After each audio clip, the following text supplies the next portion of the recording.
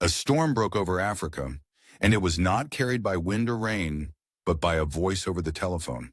At midnight in Ouagadougou, the silence of the presidential palace was pierced by a call from Tel Aviv. On the line was Benjamin Netanyahu, not to converse but to command. He gave the young leader of Burkina Faso a deadline: 48 hours.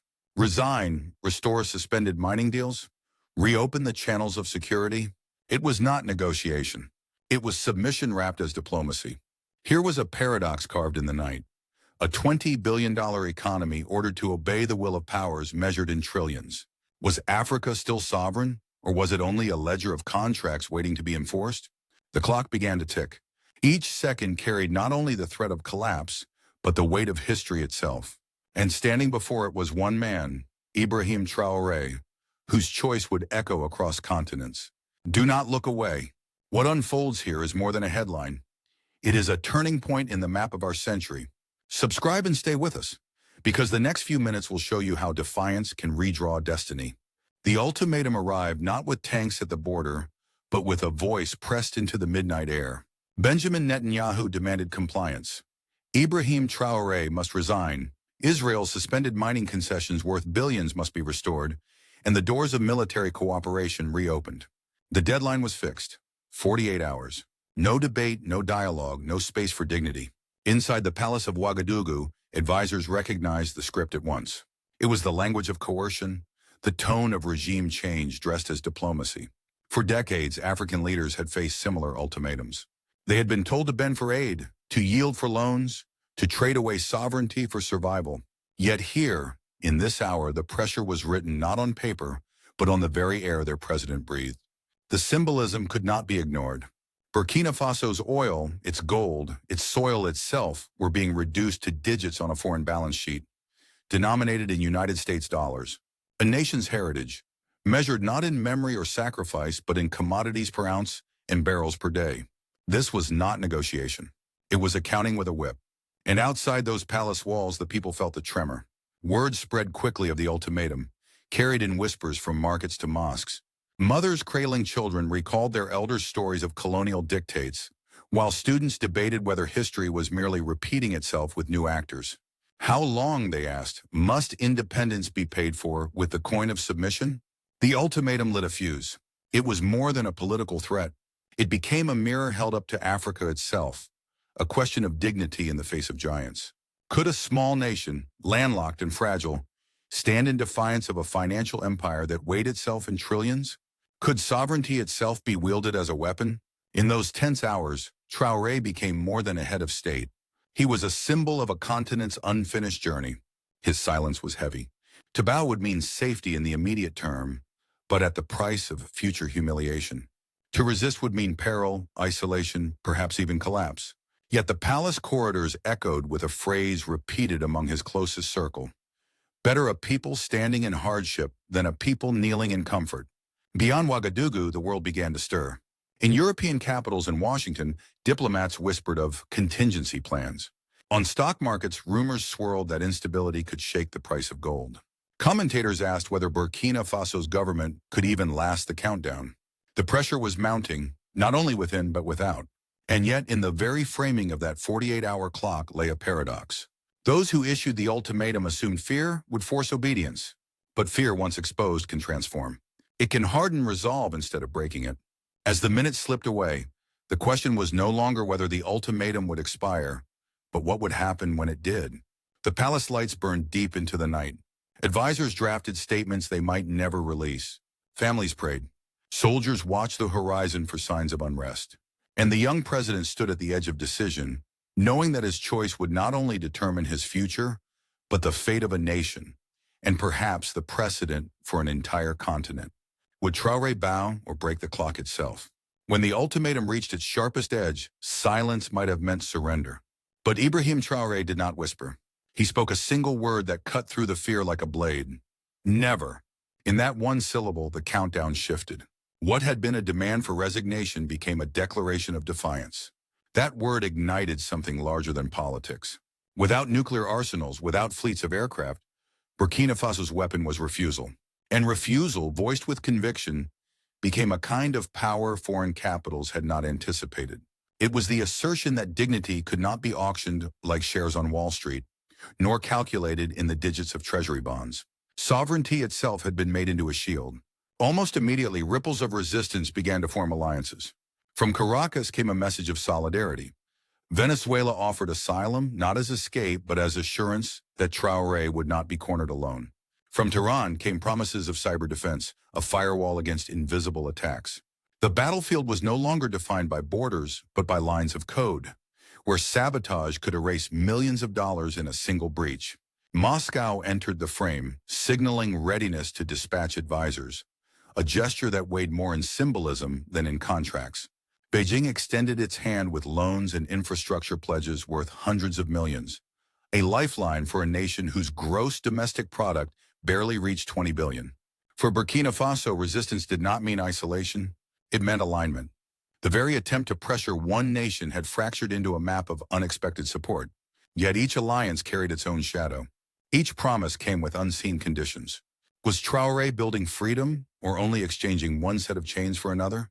On the streets of Ouagadougou, however, such questions were swallowed by chance.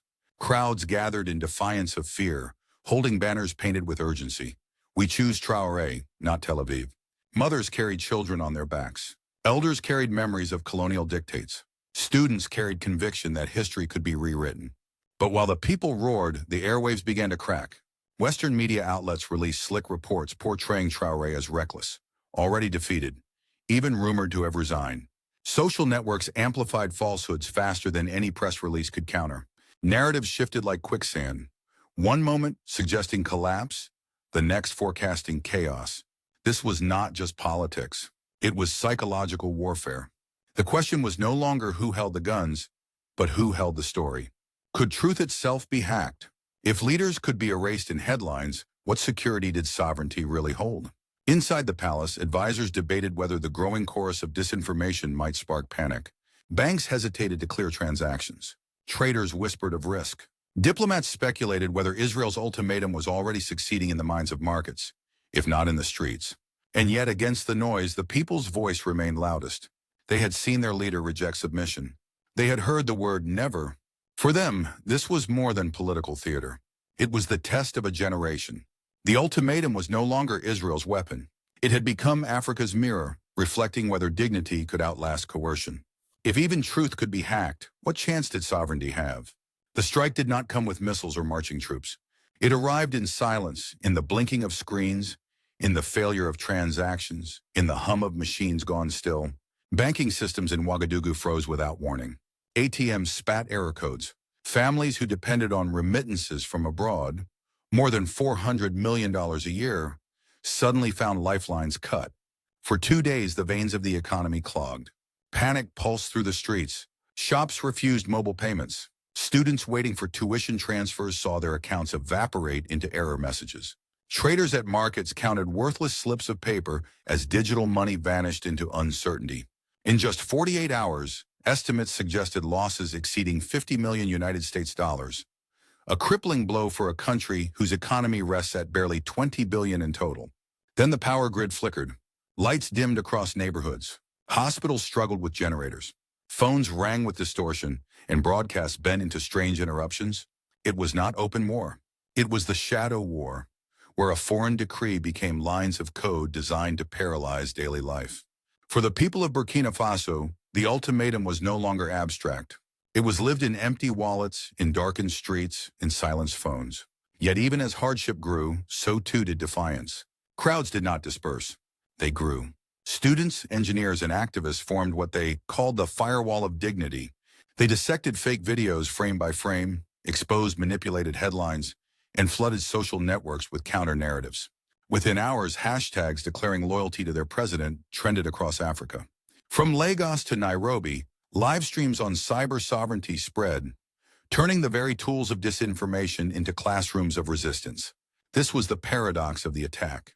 By seeking to frighten, it awakened. By trying to isolate, it mobilized. Sovereignty was no longer defended only in parliaments or armies. It was defended by coders, by mothers, by voices that refused to be silent. Still, the costs were undeniable. Families went hungry. Businesses lost revenue. Investors whispered about flight. Burkina Faso's reserves of barely $2 billion looked fragile under the weight of speculation. Every hour of outage pressed harder on a society already stretched thin. Inside the palace, the dilemma deepened. Would resisting mean long-term ruin? Would defiance invite not only cyber chaos, but military confrontation? Some advisors urged compromise, fearing collapse. Others insisted that to yield now would be to surrender forever. The air was heavy with the question no one could escape. Is dignity worth the price of disruption? And so the ultimatum became more than an external demand. It was an internal test. Whether the nation could endure hardship for sovereignty, whether people could hold to conviction while counting the cost in meals skipped, in wages lost, in futures deferred. Here the story sharpened into irony. For in suffering there was solidarity. What began as fear became flame. What began as isolation became identity. And even as the digital storm battered Ouagadougou, the chants outside the palace grew louder, a chorus that no firewall could erase. Had Burkina Faso chosen freedom, or only another kind of chains? As the ultimatum echoed through Ouagadougou, its reverberations reached far beyond the Sahel. The African Union, so often hesitant in moments of crisis, issued a rare and urgent condemnation. External attempts at regime change, it declared, were an assault on the collective dignity of the continent. Neighboring governments from Mali to Niger understood at once that this was not only about Burkina Faso. If one leader could be ordered to resign under threat, then no nation was safe from the same script. Across the Atlantic, diplomats in Washington and Brussels weighed their tone. Publicly, they framed the crisis as a question of stability. Privately, cables revealed discomfort. For in threatening Burkina Faso, Israel had not only provoked one leader, but risked igniting a continental fire. Analysts noted that economies across West Africa depend on fragile trade networks where even a short disruption costs millions of United States dollars. Stability was survival. Yet stability bought with submission carried its own hidden debt. Markets too felt the tremor. Gold futures spiked. Oil prices fluttered. In Paris, mining companies with contracts across Africa saw their stock valuations fall by nearly 7%, erasing hundreds of millions in a single week. For the first time in decades, political risk was not only an African burden, it had become a Western liability. Investment houses whispered of a new calculation, a Burkina premium, the added cost of underestimating African agency. Beyond economics, the symbolism traveled. In Latin America, students painted murals of the clock of defiance. In Asia, commentators drew parallels between small island nations resisting territorial pressures and Burkina Faso refusing foreign dictates. Even in Israel itself, protests broke out against the ultimatum, with petitions signed by tens of thousands insisting that dignity could not be enforced by decree. And then came the most striking shift from Tel Aviv. As the deadline expired without surrender, Israel's foreign minister softened the rhetoric. Ultimatum turned to negotiation. Command gave way to compromise. The countdown meant to crush had revealed instead a hidden truth. Coercion is fragile when resisted. In this moment, Burkina Faso's defiance resonated far beyond its borders. It was no longer only a national struggle. It was a continental declaration that Africa was not merely a marketplace but a partner. A whisper became a roar. A small state stood, and the world was forced to listen. Was this the birth of a continental language of resistance? The clock struck its final hour, yet what followed was not collapse but continuity. Burkina Faso had endured, and in its endurance a new horizon began to appear. Out of the ashes of ultimatum came the Ouagadougou Pact, a bold treaty signed by 23 African nations. Its promise was simple. No state would stand alone when threatened by foreign dictates. For a continent long fragmented by design, this was radical unity, a shield forged not of steel but of solidarity. The momentum did not end there. Leaders accelerated plans for an African monetary union, determined to cut the continent's $5 billion annual loss in transaction costs by reducing dependence on foreign currencies. If successful, it would mean more than efficiency. It would mean dignity, trade measured in African terms, not dictated by the dollar or the euro. Alongside finance came technology. Feasibility studies for a $12 billion independent satellite network began to circulate, a vision of Africa commanding its own digital sky instead of renting bandwidth from others. But perhaps the most enduring seed planted in those days was human. The African Leadership Academy was proposed, a pan-continental institution to prepare a generation fluent in geopolitics, cyber defense, and economic independence.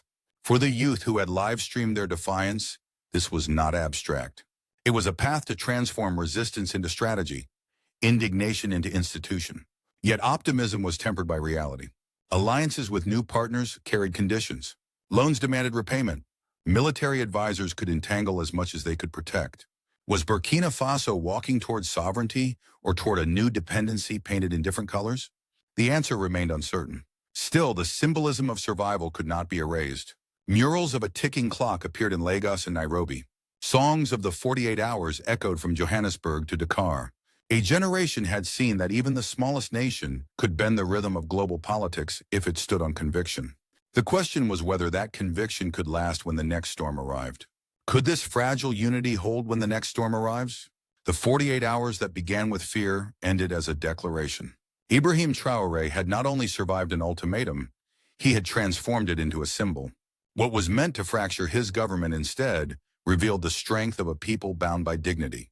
In refusing to bow, Burkina Faso had shifted the narrative from weakness to resilience, from dependence to defiance. The lesson was clear. Sovereignty is not measured in barrels or ounces, nor in digits of foreign ledgers. It is measured in the courage to say no and to stand even when the cost is heavy. Those 2 days of cyber chaos and economic paralysis left scars. Families without remittances, businesses shaken, systems disrupted. Yet against these losses stood something priceless: the conviction that Africa could resist and remain standing. For Israel and its allies, the ultimatum backfired. Command became compromise, threat became dialogue. The 48 hours that were designed to silence a leader instead amplified his voice, echoing not only in Burkina Faso, but across Africa, Latin America, and Asia. This was more than a political episode. It was a chapter in the larger story of post-colonial struggle, a chapter that insisted the age of ultimatums to Africa was over. The world will remember these hours as a moment when power was redefined. If a landlocked nation with a gross domestic product of barely 20 billion could withstand pressure from economies worth trillions, what does that say about the true balance of power? Perhaps that dignity once awakened is stronger than fear. Perhaps that sovereignty once defended is contagious. And so, as fireworks replaced fear on the streets of Ouagadougou, the question that lingers is not whether Burkina Faso endured. It did. The question is whether this defiance will ripple outward into a lasting movement, one that reshapes the destiny of a continent. Subscribe and stay with us. Share this story, for it is not only about Burkina Faso. It is about the dignity of nations, the courage of resistance, and the hope of a revolution that belongs to all.